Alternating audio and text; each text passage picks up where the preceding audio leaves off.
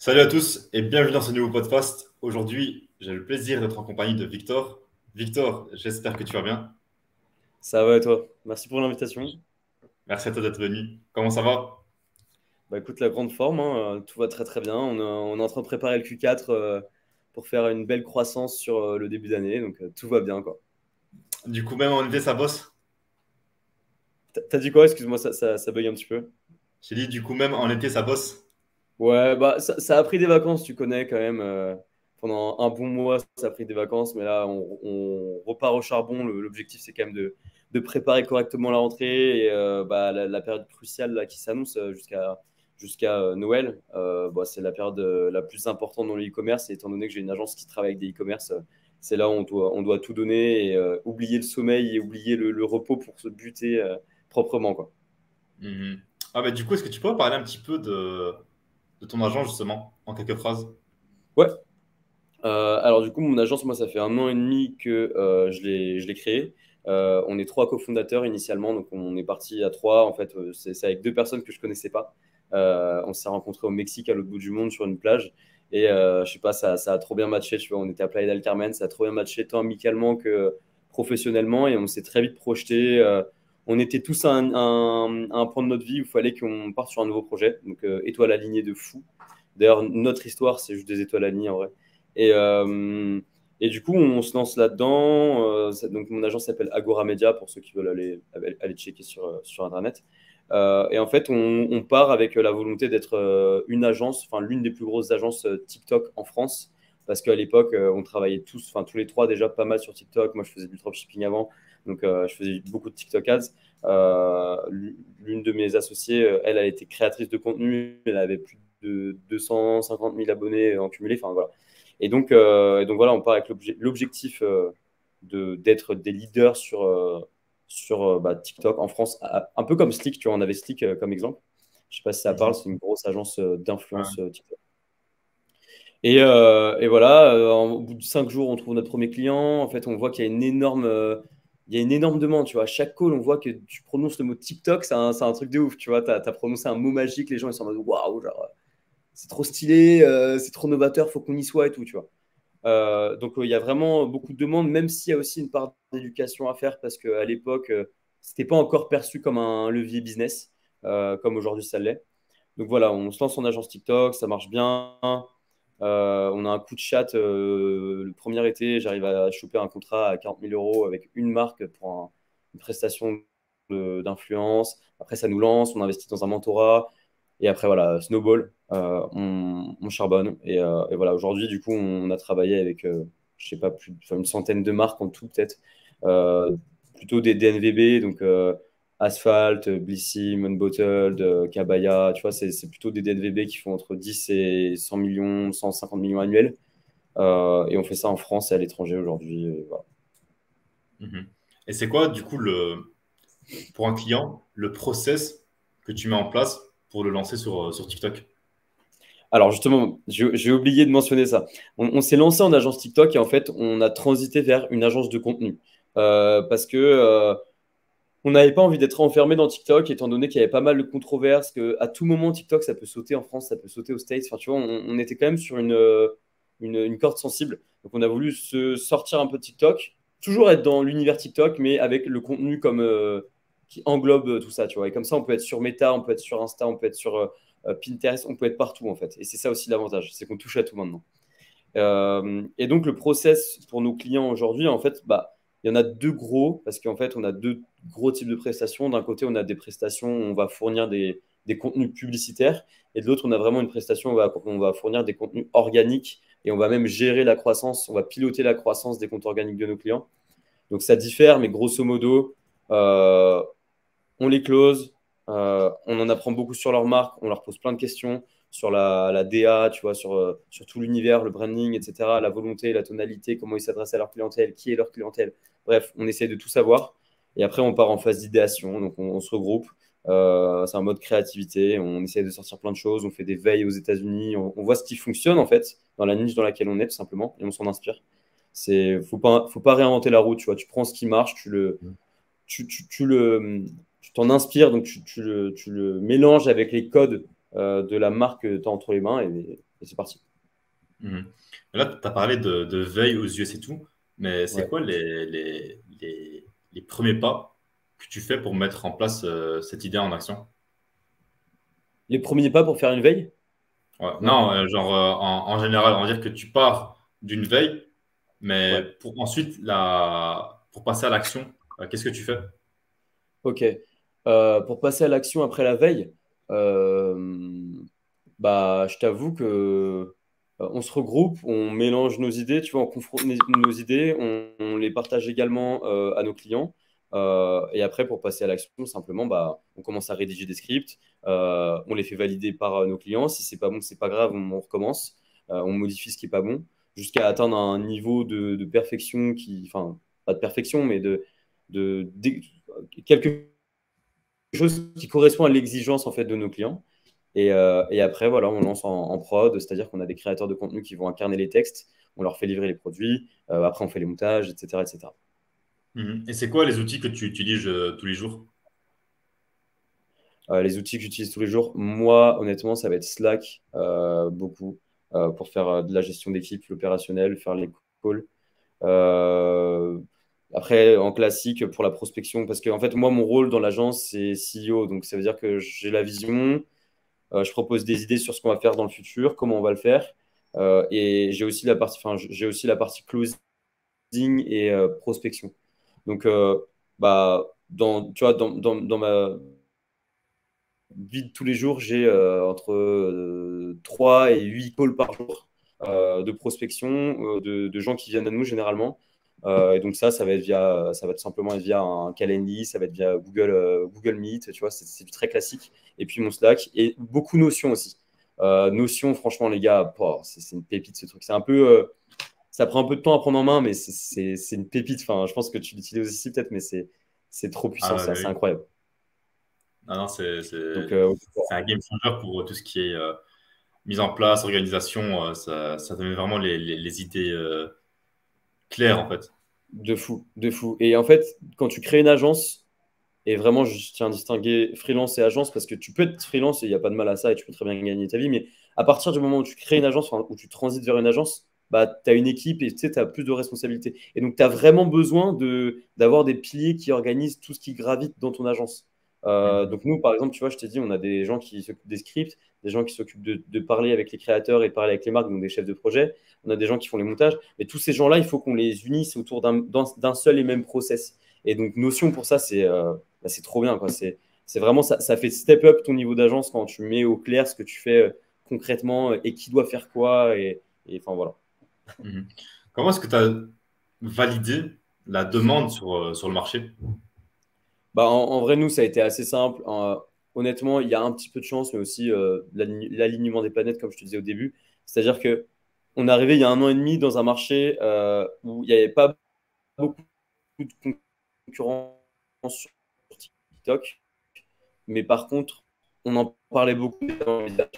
C'est déjà 2 ans que l'application existait. Ça faisait 2 ans que c'était déjà rentré dans le cerveau de tout le monde et que voilà, ça prenait le temps d'écran de tout le monde. Donc aujourd'hui, étant donné qu'on est dans une économie de l'attention, quand tu vois que le truc il te prend, ça veut dire qu'il y a de l'argent derrière, il y a des marques qui vont commencer à s'intéresser. Et nous, on est arrivé un peu, pas au début de la vague, parce que le début de la vague, il était un petit peu avant, je pense, mais vraiment quand la vague se lançait. Donc c'était fluide, tu vois. On n'a pas eu besoin de mettre beaucoup d'efforts et on l'a validé tout simplement en faisant des calls au début, tu vois, on prospectait à mort sur Insta. Tu sais, au début, il faut vraiment pas se prendre la tête pour valider une idée. Faut, faut, faut partir du principe que quand tu commences à valider une idée, il faut pas investir de l'argent, il faut investir du temps. Enfin, faut faire ça rapidement, tu vois. Donc, Mhm. ce qu'on a fait, c'est simplement Insta, on a envoyé masse DM, on a fait du mail à la main, masse mail, et en fait, et LinkedIn aussi, et masse DM à la main, pareil. Et mec, en 2, 3 jours, enfin, on avait déjà des calls, et dans les calls, tu te rends bien compte s'il y a une demande, tu vois. Mhm. Et c'est quoi pour toi l'offre parfaite pour les gens qui aimeraient se lancer dans le modèle agence? Ah putain, pour moi, cette question, elle n'a pas de réponse parce que une offre parfaite, ça peut être parfait pendant 3 mois et après, ça peut être une offre éclatée, tu vois. Genre, pour moi, une Mhm. offre parfaite, c'est une offre qui se renouvelle, déjà. Genre, ça, c'est un premier critère. Tu as besoin de te renouveler. Nous, en vrai, dans l'agence des offres, on en a fait peut-être. 15. Genre, c'est. Ah. Et tu vois, enfin, parfois, c'est une seule offre, mais juste qui est mise à jour, mise à jour, mise à jour, mise à jour. Et le but, c'est toujours justement de se maintenir dans une uptrend et donc d'être toujours attractif parce que bah, tu as toujours des nouveaux entrants dans le marché. Il y a des mecs qui viennent et qui viennent te concurrencer, ce qui est génial. Mais du coup, faut pas se laisser. Faut pas se reposer sous ses lauriers, tu vois. Faut vraiment essayer d'innover. Et donc, ouais, une offre parfaite, pour moi, c'est quelque chose que tu peux renouveler euh, et qui a une garantie, qui est timée, qui s'appuie sur des points de douleur vraiment précis. Plus tu es précis dans tes points de douleur, plus bah, tu auras un levier émotionnel. Euh, et après, bah, évidemment, faut faire aussi ses calculs. Faut pas être un bourrin dans le pricing. Tu vois, il y a des mecs, le pricing, ils savent pas trop faire. Mhm. Même beaucoup de gens savent pas trop faire le pricing. Mais en fait, le pricing, il faut juste voir combien ça te coûte en argent, même en temps. Et derrière, comment tu peux le pricer pour que ça soit toujours rentable pour ton client. Parce qu'en fait, on est dans un système de service. Donc, on doit rendre service. Si on rend un service, mais qui derrière ne rapporte pas d'argent, on ne fait pas gagner de temps, on ne rend pas de service, en fait. Donc, il faut Mhm. toujours se maintenir à l'idée que, voilà, il faut, dans ton offre, pour qu'elle soit parfaite, il faut avoir conscience de ça et il faut avoir un bon équilibre entre à étiquette, quand même, pour bien vivre et pour scaler, mais pas non plus abuser et hors sol, tu vois ce que je veux dire? Mhm. Et là, actuellement, pour toi, euh, tu marges à combien tous les mois avec ton agence? Bah écoute, ça tombe bien parce que je viens de recalculer ça hier ou avant-hier. Euh, les offres qu'on a actuellement, on est sur du 60, 65, 60 plutôt même, 60%. Les offres qu'on vient de mettre à jour, justement, parce qu'il faut tout le temps faire des mises à jour. Et comme on se prépare pour le Q4, on a envie d'avoir une offre hyper sexy que tout le monde va prendre. Et bah là, on sera sur 67%. Donc, on gagne ouais, entre 66 et 67, donc on gagne 6-7%, ce qui est vraiment pas mal. Mhm. Et ça tourne à combien plus ou moins en chiffres? En CA mensuel. Ouais. Euh, euh, on a fait un pic à 50K. Mais c'est ce que je te disais tout à l'heure avant le démarrage, c'est que on a une partie de notre offre qui est malheureusement sans récurrence. Et donc en fait, bah, tu peux avoir des gros pics et le mois d'après, bah, tu vas perdre 20% de ton CA, tu vois. Donc au lieu d'être à Mhm. 50, tu vas être à 40.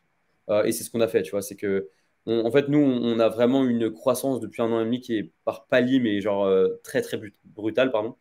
Donc, on fait au début, on a fait du 0, 3, 4, tu vois, on a stagné un petit peu, 4, 10, on a stagné, voire c'est une stagnation un peu en décroissance, tu vois, mais légèrement. Et après, ça repart. Un peu comme, tu vois, une uptrend genre du Bitcoin, tu vois, genre on a des plus hauts, des plus bas, des plus hauts, des plus bas, tu vois. Et Mhm. c'est un peu le délire chez nous. Et là, par contre, tu vois, on souhaite vraiment, après 1 an et demi, ne plus jamais faire de one shot. Maintenant, on veut faire que de la récurrence. On en a ras le cul. Euh, Ouais, je ah, comprends. toi-même, tu sais, hein, tu as eu le même souci. C'est chiant. Oui. C'est chiant. Ouais, c'est chiant de ouf. Parce Parce que que ouais, le mois suivant, tu es obligé de retrouver quelque chose d'autre pour réatteindre le cash que tu avais fait le mois passé. c'est ça. C'est ça. Donc, en fait, tu ranges jamais les rames. Tu ranges jamais les rames. Tu ranges jamais les rames. Voilà ce que je voulais dire. Tu ranges jamais les rames. Genre, tu es tout le temps là à être comme un connard, à transpirer parce que bah, il faut que tu puisses. Tu as envie d'être en croissance. Tu as envie que le prochain mois il soit meilleur que le mois d'avant. Mais pour que ça soit possible, mais il faut en faire des calls, il faut faire des mails, il faut.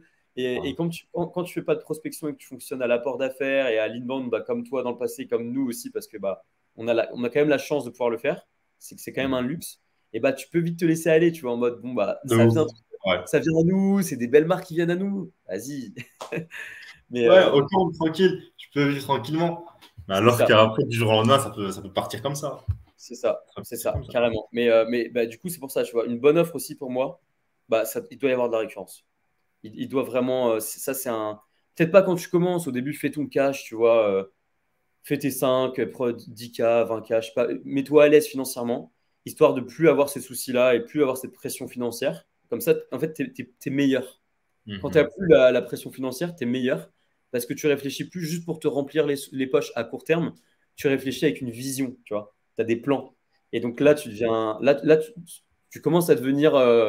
Tu sors de la masse, tu vois ce que je veux dire? Donc au début, Mhm. fais du one shot, si tu veux, remplis-toi les poches. Par contre, dès que tu as les poches remplies, que tu commences à avoir des case studies, tu commences à avoir un nom, Là, faut pas ça en l'occurrence, vraiment. Mhm. Ouais. Tu avais parlé de que les étoiles étaient alignées, que les planètes étaient alignées, mais Ouais. Ouais. est-ce que tu as déjà eu des moments où ça n'allait pas comme tu voulais, que tu étais genre dans une période creuse et que rien n'allait comme tu voulais? Qu'est-ce que tu as fait dans ce Ouais. cas-là? Ouais, j'en ai eu plein, comme tout être humain en a, comme Elon Musk en a, comme enfin, l'homme le plus riche de la Terre en a, l'homme le plus pauvre de la Terre en a. Tu vois, c'est pas lié à ton argent, donc j'en ai eu beaucoup. Enfin, beaucoup. Comme tout être humain, et notamment beaucoup cette année, tu vois. Cette année, on va dire que depuis janvier, j'ai eu des problèmes de santé jusqu'à là encore, sur la fin, mais j'ai eu des problèmes de santé qui m'ont même poussé à arrêter le taf pendant un mois là cet été. Et c'est pas grave, tu vois. Ça arrive. Ça arrive. C'est pas facile. Faut traverser les périodes comme ça. Faut regarder plus loin qu'aujourd'hui, tu vois. Faut pas se focaliser sur aujourd'hui. Et puis, je sais pas, faut avoir aussi la culture de l'optimisme, tu vois. Enfin, dans la vie, tout est cyclique. Tu vois, nos émotions, elles sont cycliques. Tu as des jours, tu vas te lever, tu seras en mode, waouh, j'ai trop la pêche et tout. Le lendemain, tu vas être en mode, oh, je suis une merde, j'ai pas envie de me lever. Tu t'en branles, ça, c'est cyclique. En fait, si tu écoutes tout ce qui est cyclique, bah, tu deviens cyclique. À partir de ce moment-là, bah, c'est compliqué. Par contre, si tu te forces, bon, jusqu'à un certain moment, parce qu'il y a certains moments où ton corps, il va te mettre des baffes. Moi, ça a été mon cas. Mais quand même, tu peux quand même push, tu vois, tu peux ne pas écouter ta petite voix qui te dit, vas-y, reste dans le lit ce matin, ah, il fait trop moche dehors, je suis bien, tu vois. Euh, tu vois, enfin, donc non, bah, il y a une question de discipline en vrai. Il y a une question de discipline. Bah, je regardais Insta hier, tu vois, Andrew Tate qui parlait de ça. Et ce mec-là, malgré tous les torts qu'on lui attribue, toute la controverse, là-dessus, il dit vraiment des choses qui sont 100% vraies, tu vois, en mode, Mhm. bah, te laisse pas aller, tu vois. Prends-toi en main, t'es adulte, t'es responsable de ton échec, t'es responsable de tes victoires, t'es responsable de toi, t'es responsable de tes proches, t'es responsable en fait. T'es responsable de tout ce qui t'arrive dans ta vie. Donc, ceux qui me disent, ah, mais l'État, le système, ta gueule, va bosser, gros. Tu vois, enfin. Donc, en vrai, même en période de chute, prends-toi en main. En période de hausse, essaye de garder les pieds sur terre. T'es responsable. Si tu pars en euphorie, c'est aussi. C'est la pire chose, ça, je pense. Mhm. Je pense que c'est pire d'être en euphorie que d'être dans le down, tu vois. Parce que dans le down, Ouais, tu apprends énormément. Dans le de down, tu ouf. apprends sur toi-même, tu apprends sur les autres, tu apprends sur ton business, tu apprends plein de choses. C'est dur à digérer, mais tu apprends. Dans l'euphorie, au sommet, tu vois, quand tu es au sommet, tu es en mode, ouais, vas-y, je suis on fire, je fais des mois de ouf, vas-y, je vais tout claquer, je m'en bats les couilles. Là, tu n'apprends rien. Tu Mhm. n'apprends rien et tu perds les pieds. Et voilà, donc je dirais qu'il faut plus faire attention à ces périodes-là qu'aux périodes de baisse, tu vois. Mhm. Ok. Et c'est quoi la suite pour Agora Media? Et bah écoute, c'est une bonne question. Tu arrives vraiment au bon moment. Là, la suite, bah, c'est tout simplement sur le Q4, on push exactement ce qu'on sait faire, notre expertise, c'est-à-dire la création de contenu UGC notamment, qui est vraiment notre fer de lance, Mhm. auquel on ajoute d'autres, comment dire, d'autres prestations afin de booster la valeur perçue, parce qu'on a toujours, voilà, aussi, par rapport à la question de l'offre tout à l'heure, toujours essayer de booster la valeur perçue. Donc, donner beaucoup. Mais parfois, il faut donner des petits trucs, mais qui paraissent énormes, tu vois. Et ça fait toute la différence. Tu vas donner un truc qui va te coûter que 50 euros en interne, mais par contre, à ton offre, ça lui rajoute, bah, ça l'enrobe dans un beau packaging, tu vois, c'est tout beau, c'est tout propre, tu as envie de l'acheter. Donc, hyper, hyper important. Et donc, nous, bah, là, la suite, c'est vraiment avec l'offre qu'on vient de construire, passer là, jusqu'à 3h cette nuit, j'étais en train de scraper des leads comme un gros bourrin, tu vois. Donc, en vrai, ça va être gros scaling sur le Q4, récurrence. Et j'aimerais bien atteindre les 100K par mois avec récurrence cette fois-ci. À la limite, avec un peu de perte de clients, parce que malheureusement, quand tu scales, il y a un peu de casse. Mais, euh, mais voilà, j'aimerais atteindre les 100K et puis voilà, faire une belle année, quoi. Mhm. Du coup, ton ambition pour toi, c'est vraiment d'atteindre les 100K? Mon ambition à court terme ou à long terme? À court terme, bien sûr. Ouais, non, d'ici, on va dire d'ici un an et puis d'ici 5 ans. D'ici un an, atteindre les 100K avec Agora Media. Je suis également en train de lancer une deuxième agence à côté. Avec elle, j'ai l'ambition d'atteindre 20K, tu vois, de MRR. Un truc tranquille. Mhm. Euh, et donc, ouais, avec Agora Media, l'ambition, c'est d'atteindre 100K. Et on avait même une ambition, tu vois, de revendre cette agence. quand elle serait assez mature pour être vendue, Mhm. quand elle serait parfaite niveau interne, niveau structure, niveau justement récurrence, parce qu'en fait, tu peux pas vendre quelque chose qui n'a pas de récurrence. C'est pour ça que les SaaS, ça se vend si bien. C'est parce Grave. que tu achètes un Mhm. business passif, en fait. Tu achètes quelque Mhm. chose qui fait 10K tous les mois. Tu l'achètes, il fait 10K, le mois prochain, il fait 10K, dans un an, il fait 10K. Bon, avec quelques fluctuations, mais tu vois. Et alors, Mhm. quelque chose qui fait 10K aujourd'hui, et le mois prochain, il en fait 2, et le mois d'après, il en fait 18, et le mois d'après, il en fait 0, t'as pas envie de l'acheter. De ouf. Ou alors tu mets all-in sur le Bitcoin et c'est pareil, tu vois. Et c'est, ouais, l'ambition, c'est 100K à court terme. Dans 6 mois, un an, on va dire. Et potentiellement, d'ici moins de 5 ans, une revente ou alors une fusion-acquisition, tu vois, avec une plus grosse agence. Je sais que c'est quelque chose qui se fait sur le marché. Je sais qu'Eskimos l'a fait là récemment. Ils ont racheté Mhm. une agence, je crois. C'est pas KiCad, c'est Needs. Enfin bref, ils ont racheté une agence qui était justement spécialisée dans l'UGC. Mhm. Euh, donc voilà. Mhm. Mais ça, dans tous les cas, d'ici 6 à 7 mois, on fera un autre podcast pour voir si tu auras atteint les 100K comme Ah prévu. yes! Ok, Donc, putain, faut que je fasse challenge. attention à ce que je vais dire alors maintenant. Ouais, je suis un petit peu pris au dépourvu, mais ça rajoutera un peu de challenge. Bah, c'est quoi, tous les matins, je penserai à ce putain de podcast et je me dirais, je dois le faire. Où est-ce qu'on pourrait te retrouver sur les réseaux? Je suis pas mal actif sur Twitter. Bon, sauf cet été, Ouais. j'étais vraiment off. Mais normalement, je suis pas mal actif sur Twitter. J'ai 2500 personnes qui me suivent. J'essaie de donner un maximum de valeur. J'ai un compte YouTube depuis peu où j'ai mis une vidéo avec juste 200 abonnés. Tu vois, c'est le début. On se lance tranquillement. J'ai vraiment kiffé le faire. Et j'ai pas mal de contenus qui vont arriver sur cette chaîne parce que j'ai été à Dubaï récemment, interviewé pas mal de beau monde. Donc, beaucoup de valeur, valeur qui va arriver. Je vais lancer aussi tout ça en short sur TikTok. Pour l'instant, c'est pas encore lancé, donc ça sert à rien, mais voilà. Donc Twitter, Victor Agapi, YouTube, Victor Agapi, SMMA, je crois. Et voilà. Ça, dans tous les cas, je mettrai ça en description pour les personnes qui seraient intéressées par le SMA ou bien juste par ton parcours. Et dans tous les cas, comme je t'ai dit, on se revoit dans 6 mois. Allez, on se fait ça. On se fait ça. Ça, J'espère qu'on aura tous les deux bien grossi dans 6 mois. j'espère aussi. Merci à toi, Victor. On se retrouve bientôt. Avec plaisir, ciao. Salut. Du coup, voilà, les gars, c'est la fin de ce podcast. J'espère que vous aurez aimé la vidéo. Si vous avez aimé, n'hésitez pas à vous abonner, à aimer la vidéo, à commenter, à me suivre sur le réseau et aussi à suivre Victor sur ses différents réseaux, c'est-à-dire sur Twitter et sur YouTube. On se retrouve pour un prochain podcast et à très bientôt. Salut.